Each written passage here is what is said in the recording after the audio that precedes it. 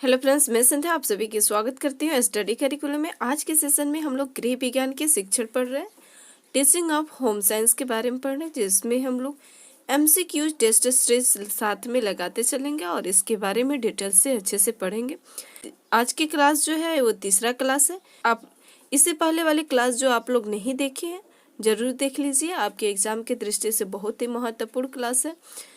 तो इस क्लास को आप लोग अंतिम तक जरूर देखिएगा। बीएड तीसरे सेमेस्टर के लिए ये मैं बता दूं कि बीएड तीसरे सेमेस्टर के लिए अगर आप डीडीयू यूनिवर्सिटी से बीएड कर रहे हैं या किसी भी अदर यूनिवर्सिटी से बीएड कर रहे हैं तो आज के सेशन जो है आपके लिए बहुत ही फायदेमंद है। अगर आपका होम साइंस है, सब्जेक्ट जो है होम साइंस है, तो आपके लिए बहुत ही फायदेमंद साबित होगा। तो क्लास को अंतिम तक जरूर देखिएगा। एक छोटा सा रिक्वेस्ट है कि चैनल को अभी तक आपने सब्सक्राइब नहीं किया है तो सब्सक्राइब जरूर कर लीजिए। चलिए क्लास को स्टार्ट करते हैं। फर्स्ट प्रश्न है, रसोई घर में विज्ञान का प्रयोग जो है सर्वप्रथम डैश डैश के वैज्ञानिक बेंजामिन थॉमस ने किया। बेंजामिन थॉमस ने विज्ञान के सर्वप्रथम प्रयोग जो है सर्वप्रथम वैज्ञानिकों ने वैज्ञानिक जो बेंजामिन थॉमस ने किया। तो कब? ऑप्शन आ कह रहा है कि इंग्लैंड, ऑप्शन ब कह रहा है कि फ्रांस, ऑप्शन स कह रहा है कि भारत, ऑप्शन द कह रहा है कि अमेरिका। तो इसका राइट आंसर क्या हो जाएगा? तो इसका राइट आंसर हो जाएगा अमेरिका। क्या होगा? अमेरिका होगा, अमेरिका होगा। और कब इन्होंने लगभग कब किया था? लगभग इन्होंने कब किया था? तो 1780 में। कब? तो 1780 में।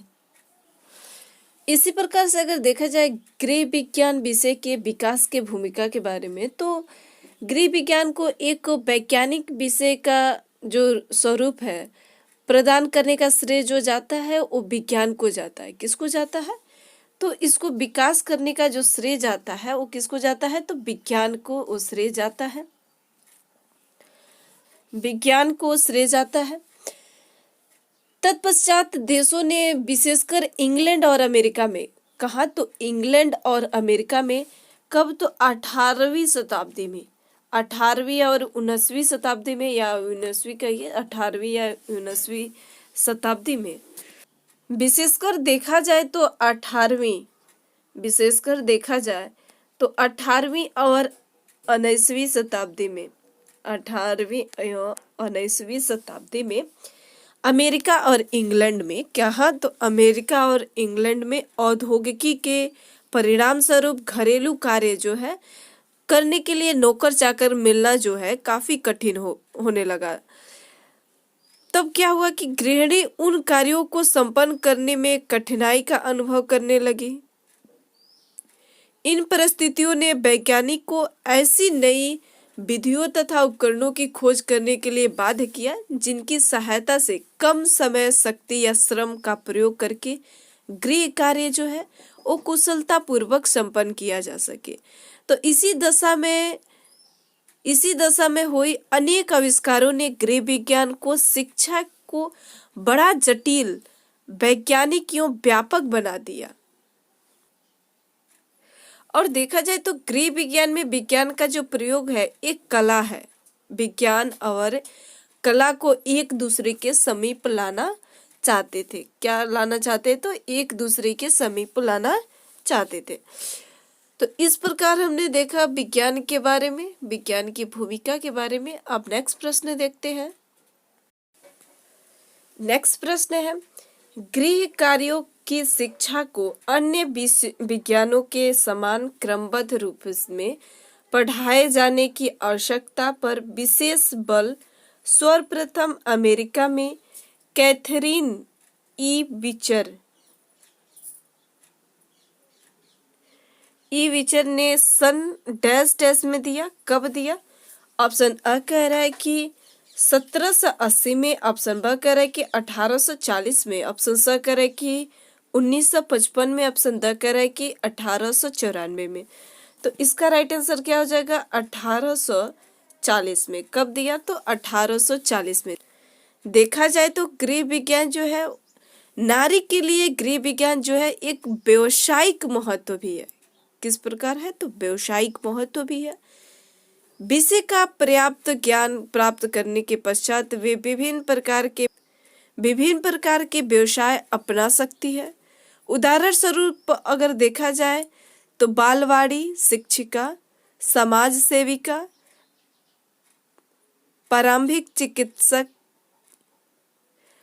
प्रारंभिक चिकित्सा निर्देशिका, ग्राम सेविका, परिवार नियोजन निर्देशिका, पोषण विशेषज्ञ, गृह विज्ञान शिक्षिका, शोध कार्यकर्ता आदि के कार्य में भली प्रकार कर सकती है। गृह विज्ञान में नारी का जो व्यवसायिक महत्व है।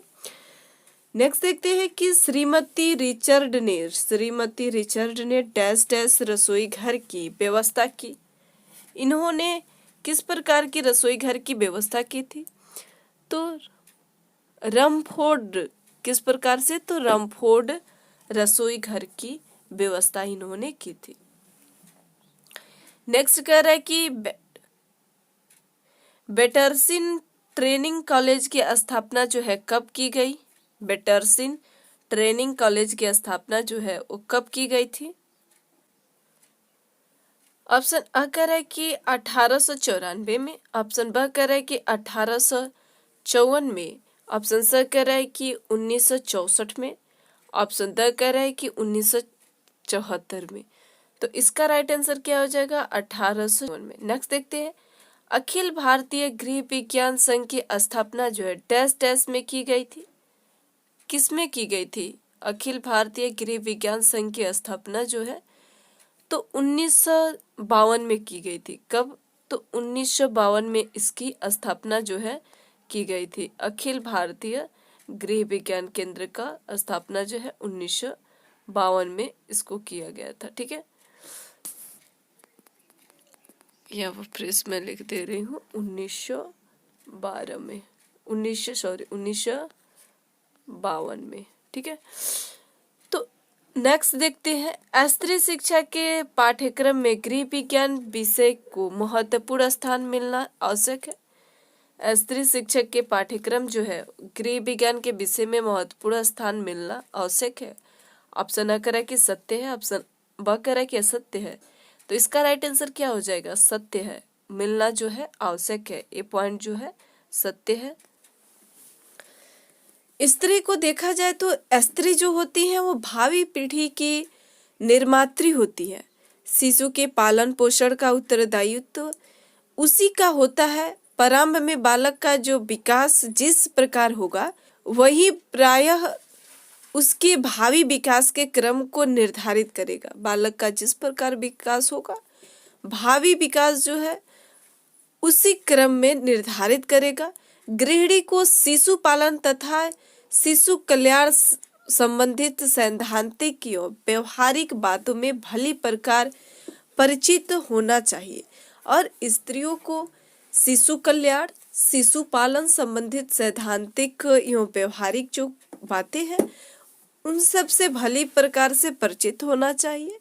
गृह विज्ञान विषय के अंतर्गत इनके संबंध में पर्याप्त ज्ञान दिया जाता है और गृह विज्ञान विषय के अंतर्गत इनके संबंध में ये सभी प्रयास जो है वो ज्ञान के रूप में दिया जा गृह विज्ञान विषय के अंतर्गत इनके संबंध में पर्याप्त ज्ञान जो है वो दिया जाता है। तो इस प्रकार से हमने गृह विज्ञान के आज तीसरा क्लास जो है वो कंप्लीट कर लिए। अब हम लोग मिलते हैं नेक्स्ट सेशन में। अभी तक आपने चैनल को सब्सक्राइब नहीं किया है तो तुरंत आप लोग चैनल को सब्सक्राइब कर लीजिए और दोस्तों के बीच शेयर करिए। थोड़ा आप लोग का भी सहयोग की आवश्यकता है, सब्सक्राइबर बढ़ाइए आप लोग भी। तो दोस्तों के बीच शेयर करना आप लोग मत भूलिए, दोस्तों के बीच शेयर करते रहिए। जो साथी इस क्लास को पहली बार देख रहे हैं, जो साथी मेरे चैनल पर पहली बार विजिट कर रहे हैं, उन सभी को ये जानकारी होना चाहिए कि हम लोग principles and methods of teaching के क्लास जो है पूरा यूनिट वाइज हम लोग कवर कर लिए हैं। पूरे डिटेल्स में भी हम लोग पढ़े हुए हैं और उसका यूनिट वाइज हम लोग MCQ टेस्ट सीरीज भी लगा लिए हैं। तो जो साथी स्टडी करिकुलम चैनल को पहली बार विजिट कर रहे हैं वो क्लास आप लोग जरूर देख लीजिएगा। शिक्षण के सिद्धांत एवं विधियाँ, principles and methods of teaching के जो क्लास है, सभी के जो 110 कोड जो है, जिसको पेपर कोड जो है 110 है, सभी के लिए अनिवार्य विषय है, ये हम लोग कंप्लीट कर चुके हैं।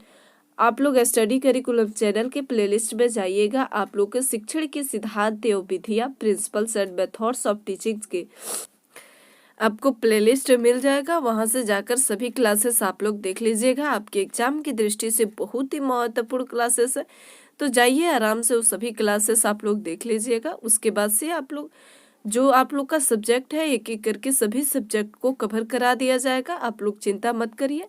एग्जाम से पहले आप लोग के मैं पूरा कोशिश करूंगी कि सभी सब्जेक्ट को जो है आप लोग का वो कराने की कोशिश करूंगी।